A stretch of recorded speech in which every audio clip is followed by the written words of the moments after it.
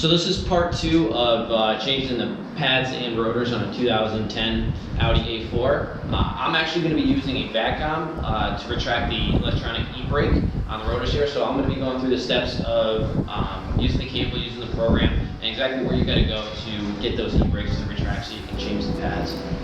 First, you're going to want to go ahead and loosen the 17mm lug nut bolt.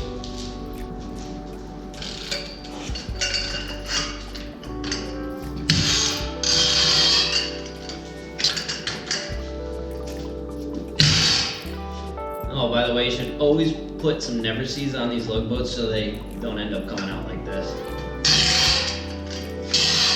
Make sure once you get it jacked off and you get the tire off here, you put a jack stand onto it just for safety. I'm going to put it right under on where the rear subframe actually attaches to the unibody body of the car. Alright, so as you can see right here, this is the electronic e-brake that we're going to need to retract with the Vag Com. If you just try to push this cylinder back in here, you're going to break this little mechanism here, so definitely don't do that. Alright, so now I'm inside the car. I'm going to use the Vag Com here to release that e-brake. Depending on what Vag Com cable you have, you can look right on here and I'll actually show you on Ross Tech's site which version of this that you actually need to download. So just look right here on the cable. It'll be pretty self-explanatory when you're on the website. I'll also put the website, Ross Tech website where I got this cable from, in the description here. So first I'm just gonna take this cable, plug it into the car, and then we'll get started. Alright, so what you're first gonna wanna do is make sure that you have your parking brake off. Then we're going to go into select control module, then go into chassis, go down to 53 parking brake,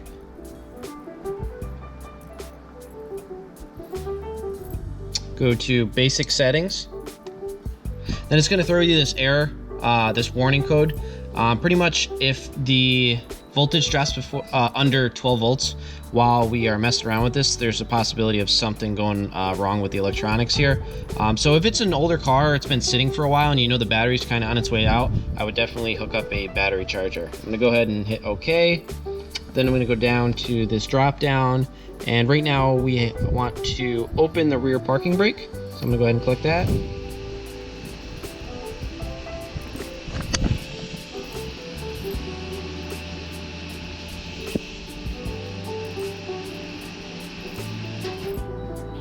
Alright, so you can hear the parking brake just opened, and we're going to leave it for 30 seconds on this window. Just from what I've seen, people say to leave this on here for at least 30 seconds. I don't know why, but we're going to leave this up here for 30 seconds before we hit done and close out of here, and then go ahead and change the pads and rotors. Alright, so first I'm going to take this, it's a T30 Torx out of the rotor here, just so we are going to be able to get the rotor off. I like to just take it, kind of shock it with the hammer.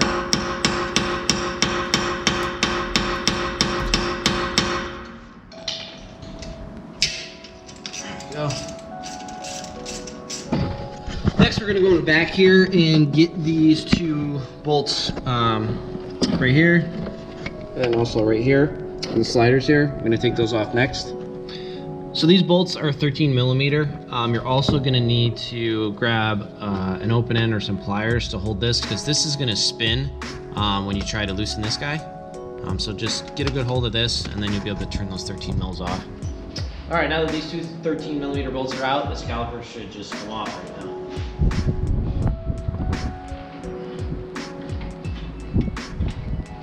Alright, there we go. Alright, next we're just going to get these old pads out of here. And then we're going to take this bracket off. Alright, so the size of the bolt that's holding this bracket on is 18mm.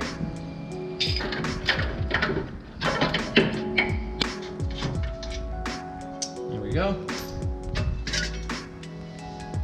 Alright, now that we got this bracket off, just check these rubber seals on here. Make sure they are not dry rotted or leaking. Make sure these sliders are not frozen up and they move. You can also replace these and re-grease them. if you want to. I'm probably gonna pull these out and throw some grease in there. And now the rotor should come off. All right, now that we got the rotor off, what you're gonna do is grab some sandpaper, wire brush or something like that, and just kind of clean off the hub here, just so the new rotor is gonna sit right on there nice. There's just gonna be some rust and stuff that you're gonna need to take off.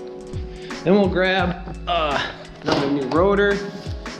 Like I said before, these are eccentric StopTech rotors. A little nicer than stock. These are actually painted. These rotors have a little bit of oil on them. You're just gonna grab some carb cleaner and spray the oil off and then just wipe it off.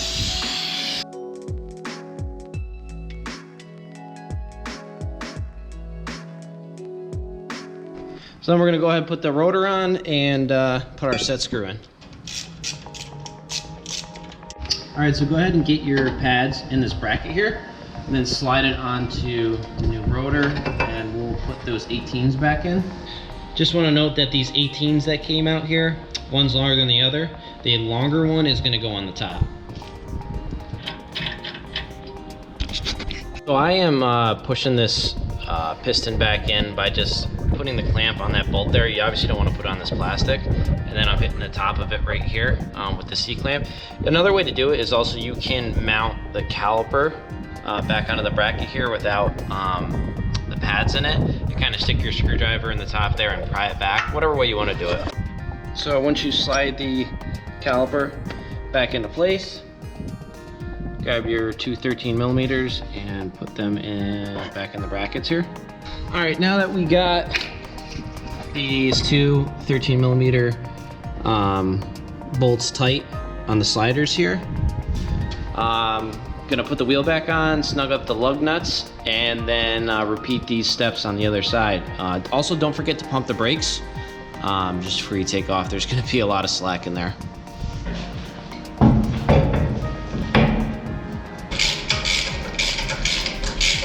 All right, now that we got the other side done, I'm gonna go ahead and plug the Vag Com back in.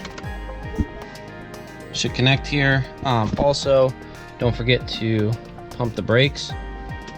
Should go down to the floor a couple times. I'll get back into the Vag Com here.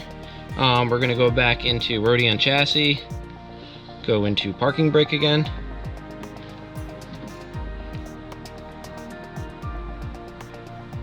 Then go back into basic settings. It's gonna give you that warning again to put the charger on. Then we're gonna go to close rear parking brake.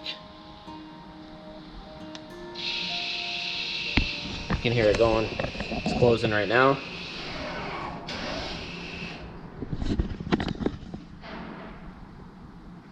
All right, and we should be good. Again, I'm just gonna wait 30 seconds to close out of this module, just to make sure nothing happens, and then we should be all good. All right, I waited the 30 seconds. I'm gonna click done. Now I'm gonna go into fault codes. No fault codes found. Done. Then we can go ahead and actually test it. All right, it's not blinking, it's solid on there. I just heard it engage. Everything seems to be fine. All right, so that wraps up the brake job on this 2010 Audi A4. I hope this helped you guys out. If you have any questions, just drop them in the comments and I'll respond back and try to help you out. Also, I put the links to the rotors, the pads, and also the wear sensor. If you guys were looking to purchase parts online, then you'll know that the parts you're ordering are actually going to fit on the car. So feel free to browse the channel, and I'll see you guys next time.